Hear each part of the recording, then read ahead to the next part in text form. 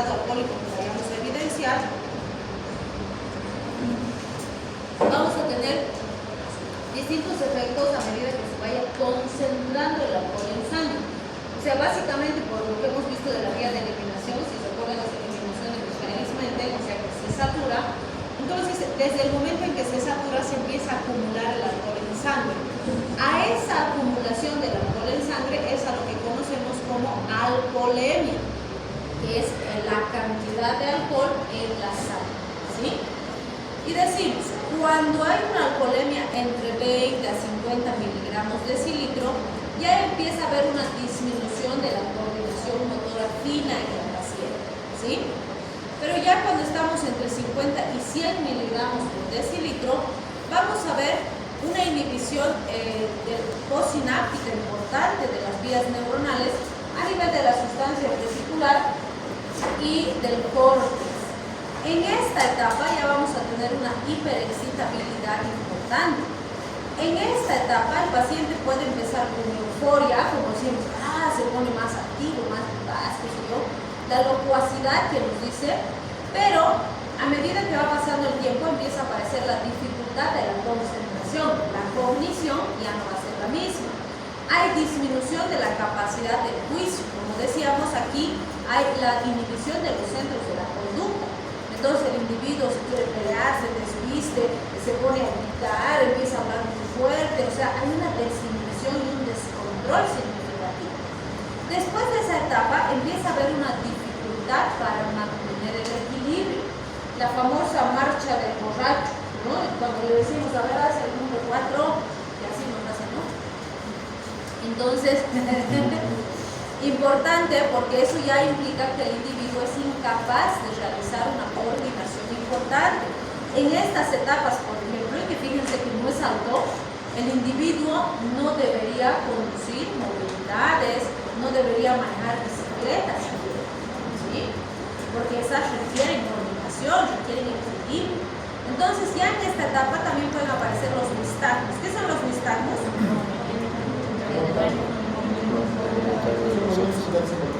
Oscilatorios, ¿no? Y si ustedes no se fijan, se les puede pasar por algo, que no es así, que se vea, no, tienen que fijarse bien los ojitos y están ahí moviéndose, ¿sí? Es muy importante. También aparecen las diplopías, las disartrias y las ataxias. Entonces, realmente todo esto nos dice que hay una descoordinación significativa en el paciente. Y fíjense, no es un nivel muy alto. Por eso es que normalmente la alcoholemia en nuestro medio, ¿qué nivel tiene que llegar?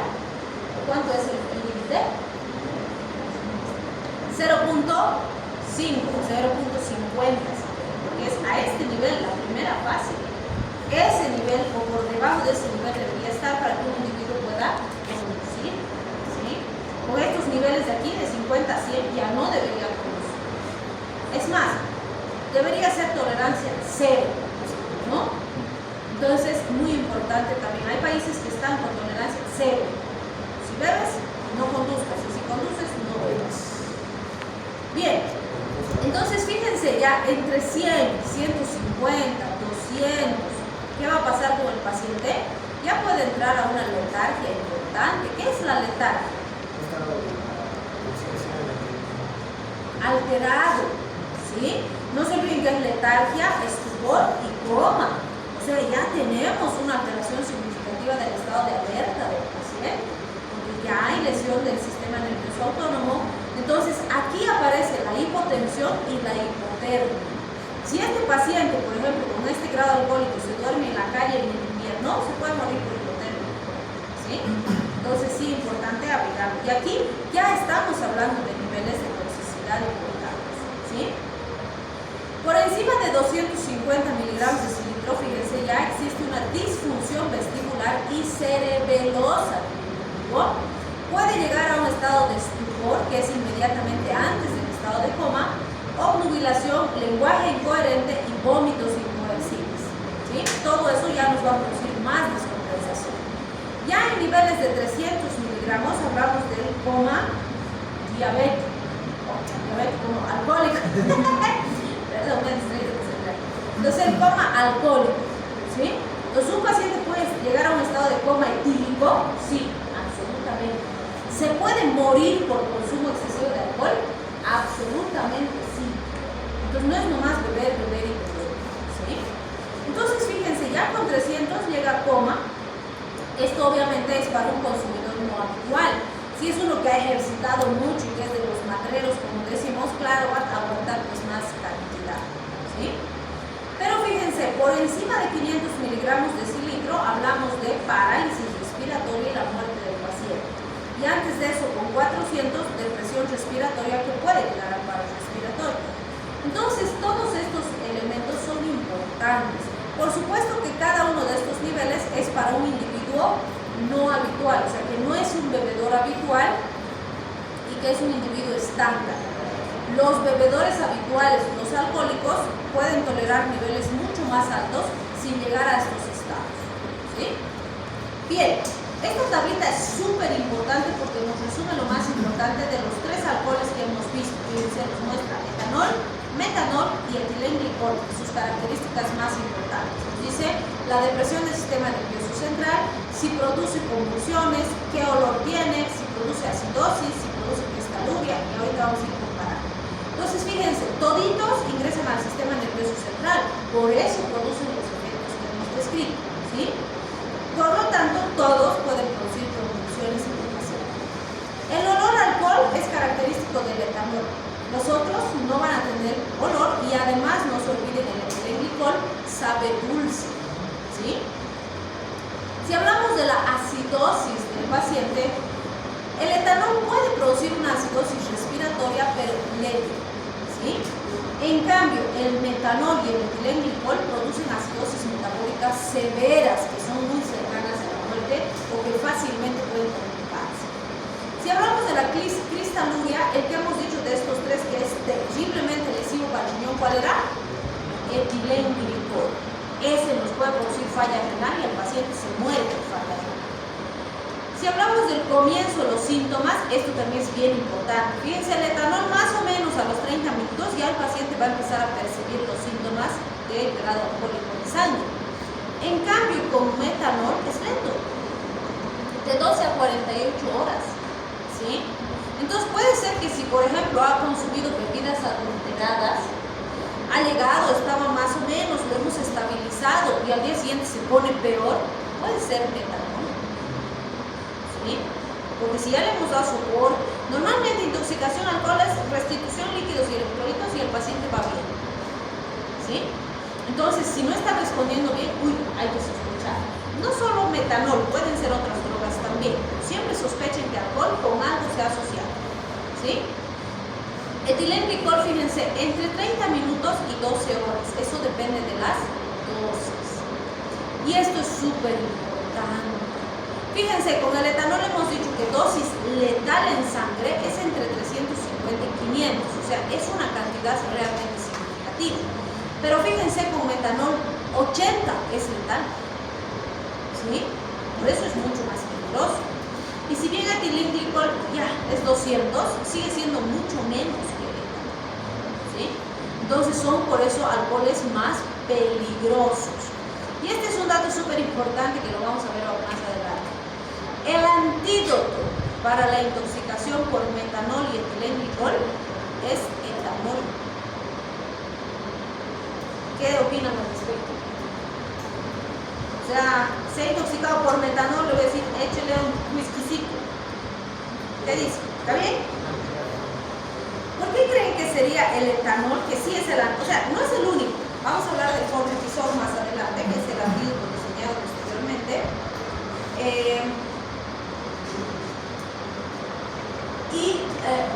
Pero vamos a ver que en la mayoría de los países no hay los otros antídotos, pero sí hay un montón de etanol. Y el etanol podemos usar como antídoto, está bien esa información. ¿Por qué creen que el etanol sería un antídoto para estas intoxicaciones? En base a lo que hemos visto ya podría producir. ¿Cómo? Veneno mata veneno. No lo va a matar, pero... Los receptores. ¿Por qué sería? Si se acuerdan de las vías metabólicas que hemos visto, cuando metabolizamos, todos estos hemos dicho utilizan las mismas enzimas, ¿no? Etilenglicol, metanol, mismas enzimas. Entonces, fíjense, incluyendo al etanol, hemos dicho que la sustancia original no es tanto problema. El problema son los metabolitos. Y estos metabolitos, si bien son dañinos, los metabolitos más dañinos son los del metanol y el glicol. Entonces, resulta que las enzimas tienen mayor afinidad por etanol que por metanol y el glicol. Si yo le doy juntas, la enzima va a preferir metabolizar esto. ¿Sí? Entonces, como no quiero que eso se metabolice, porque si hay menos metabolitos, le doy chance al organismo a que saque la sustancia tóxica y produzca menos daño. Por eso es el antídoto, porque le doy etanol para que las enzimas se ocupen con el etanol y no se procese el metanol ni el glicol. ¿Sí? Esa es la justificación, porque van a competir por la alcohol deshidrogenasa. Y van a ver que los antídotos que tenemos, como el formoepisol, bloquean al alcohol deshidrogenasa. Y si digamos yo tengo mucho etanol y bloqueo esta enzima, ¿qué va a pasar? No se va a formar sus metabolitos. ¿Sí? Por eso funciona como antídoto y sí, tengo alcohol a disposición, ¿no? Y tiene que ser obviamente un alcohol destilado y de un alto grado alcohólico. Normalmente en las guías de toxicología nos ponen al agua ardiente, ¿no? Nosotros alguna vez que hemos hecho, de las pocas veces que hemos hecho en nuestros hospitales, hemos usado whisky, que es de los más puros destilados que tenemos. Y ha ido muy bien así. ¿Sí? Bien. Entonces, fíjense, si hablamos de la presentación clínica de una intoxicación por alcohol, ya dijimos, ¿no? La depresión del sistema nervioso central, muy importante. Puede haber al inicio excitación, como dijimos, pero después la depresión es muy intensa. ¿Puede haber fibrilación auricular? Sí. Entonces el paciente puede quejarse de que le molesta el pecho, siente que se le va a salir el corazón por la boca. La hipoglicemia es muy importante. A veces le estamos distribuyendo líquidos, electrolitos al paciente y no reacciona. ¿Por qué? Porque no le estamos pasando azúcar, lo que tiene es hipoglicemia. ¿Sí? Entonces no se olviden, líquidos, electrolitos y dextrosa. Y ese paciente en 2 horas está despierto, activo. ¿Sí? La hipomagnesemia, pues muy importante, eso va a ser importante para el funcionamiento del músculo. Hay que tener cuidado con la cetoacidosis alcohólica, que sí nos puede traer complicaciones importantes, y también con la encefalopatía de Wernicke. Pregunta: ¿un paciente con una intoxicación aguda podría desarrollar encefalopatía de Wernicke? ¿Por favor?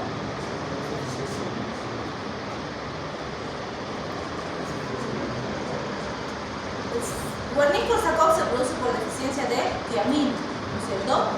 Entonces pregunta, ¿un intoxicado agudo con alcohol podría desarrollar Wernicke-Korsakoff?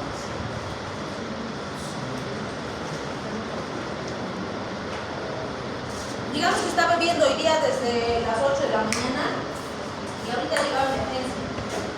¿Podrá desarrollarse un Wernicke-Korsakoff? ¿Sí? ¿Por qué?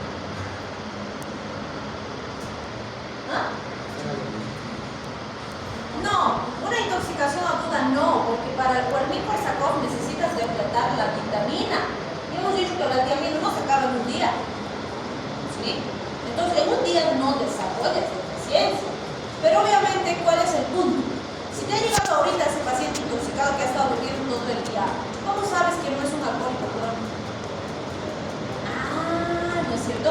Pero si es muy crónico, ya vas a tener la facies alcohólica, vas a tener la atrofia de la zona urinaria, hipotenar, ya, los signos característicos, ¿no? La mano de signo y demás que son importantes.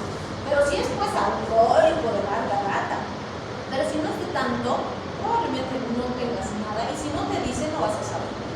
¿Sí? Entonces, siempre ponemos encefalopatía de Wernicke porque vemos al paciente, pero no sabemos su antecedente de consumo con precisión. ¿Sí? Puede ser que te diga, entonces vas a saber. Puede ser que no te diga, no colabora, no te dice nada. Entonces, también van a ver que en el protocolo a todo paciente con intoxicación aguda con alcohol le pasamos tiamina. ¿Por qué? Si no necesita, no le hace daño. Pero si ya está entrando en deficiencia, estás haciendo un gran bien dándole lo que vas a hacer. Entonces, a todos estamos. ¿Sí? Bien.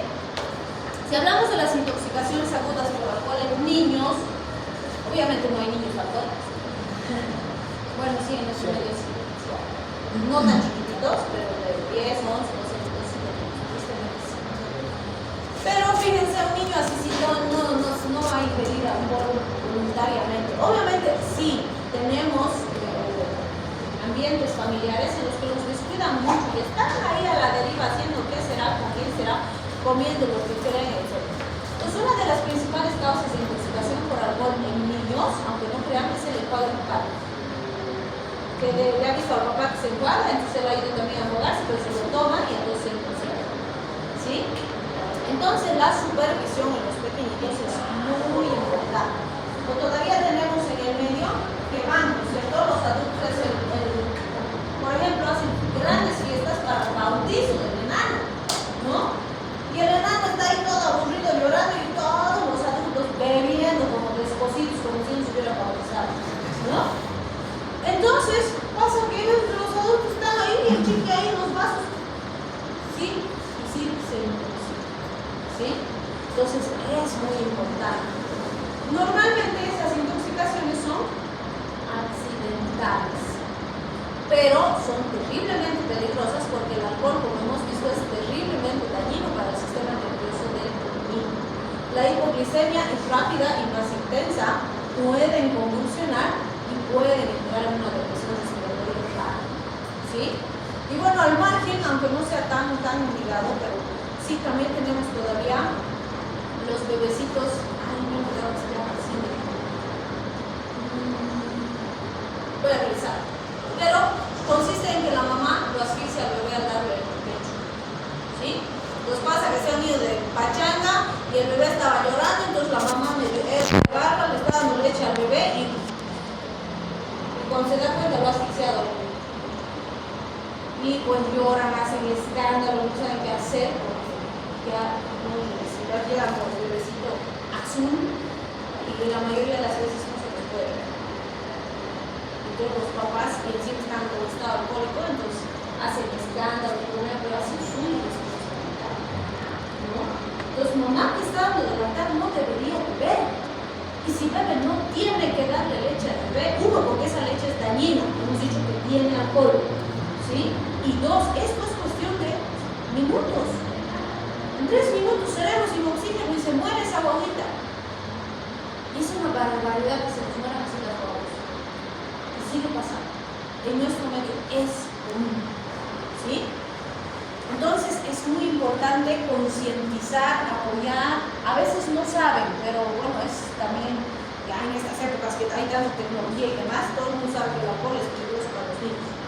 Que la mamá no debe consumir alcohol si está dando de lactar. ¿Sí? Pero hay que concientizar.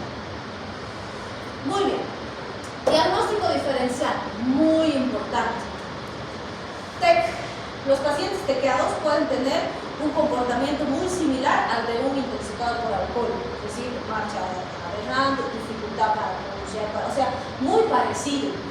Peor, puede ser que haya estado consumiendo alcohol y se ha caído o le han golpeado o se ha golpeado y está tequeado también, ¿sí? Entonces a veces, bueno, no pasa con mucha frecuencia que en nuestros hospitales les tenemos mala voluntad a los intoxicados por alcohol, ¿sí? Que alguna vez nos dicen, médicos malrazanos, ustedes que no atienden bien y que no sé qué.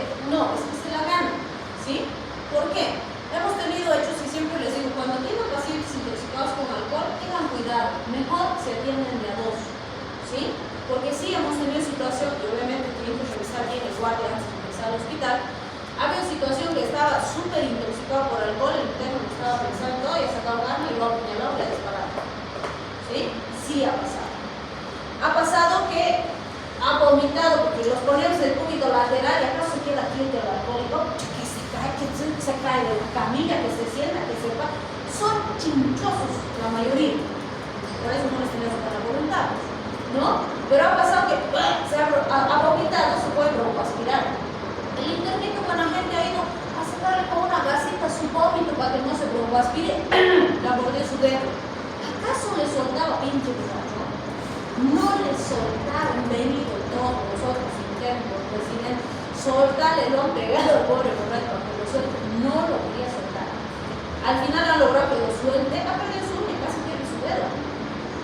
¿Sí? El interno, que le está ayudando. ¿Sí? O ha pasado la internita chiquitita, flaquita, y atendiendo al borracho y el puñete sentada en el piso, la pobre llorando ahí.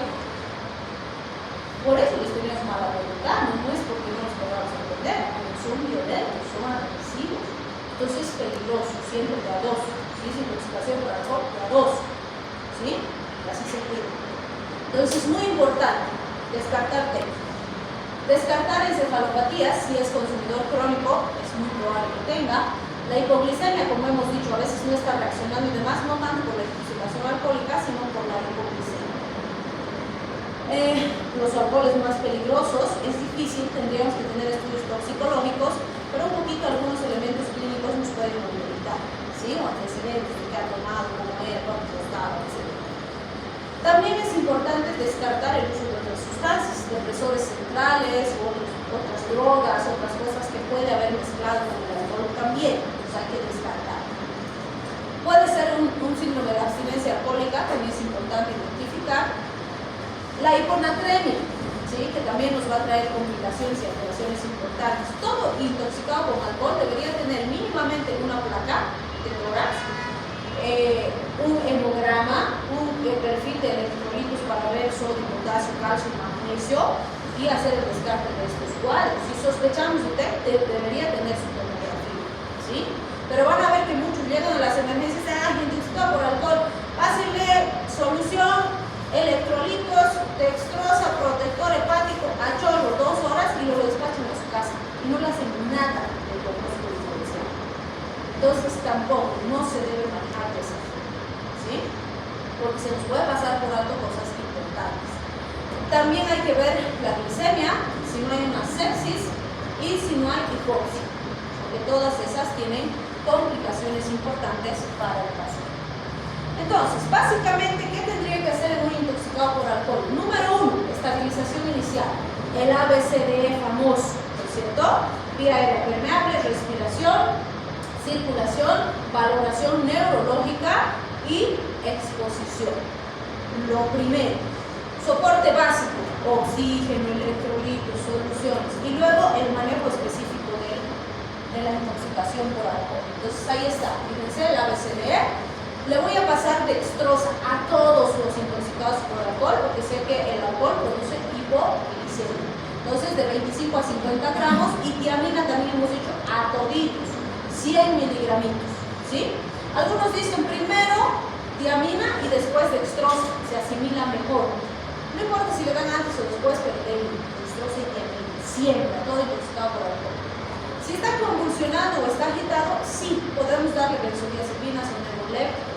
Muchos cuestionan las benzodiazepinas porque dicen la benzodiazepina deprime GABA, o bueno, actúa en GABA y deprime más a nivel central, y el alcohol también. Entonces estamos dando algo que actúa en el mismo tóxico.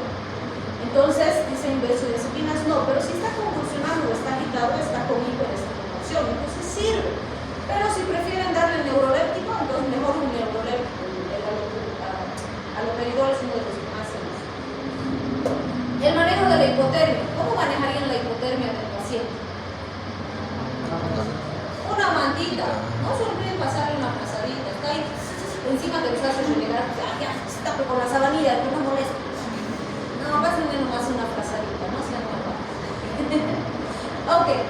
Es importante corregir las alteraciones hidroelectrolíticas. Como decíamos, primero le vamos a pasar lo básico, por ejemplo, el ritmo lactato nos trae sodio, potasio, calcio, magnesio y además lactato. Entonces, aporta todo. Si le hacen un ionograma, mejor, porque van a ver si necesita restitución de potasio, corrección de sodio, etcétera, etcétera, y hacen correcto, ¿sí? Aspiración por sondita nasogástrica. Deberían ponerle la sondita nasogástrica porque si vacía el estómago hay menos riesgo de que vomite y se lo aspire, ¿sí? Evidentemente a veces no cooperan, se arrancan corazón, es como una macana. Entonces, idealmente debería estar con su sondita nasogástrica. ¿Se puede poner carbón activado a estos pacientes o hacer el lavado gástrico? ¿Servirá el lavado gástrico en un paciente con una intoxicación por alcohol? ¿Sí? O sea, ¿habrá alcohol en su estómago? Uno, si ya está intoxicado, el alcohol ya está en la sangre, el estómago no van a encontrar. Vamos a ver la cena, no me pasé la hora, ya está. El miércoles les vamos a llamar listo, ¿ya? Entonces, pensar para la siguiente clase. ¿Sirve hacerle lavado gástrico y ponerle carbón activado a un intoxicado con alcohol? Eso van a pensar.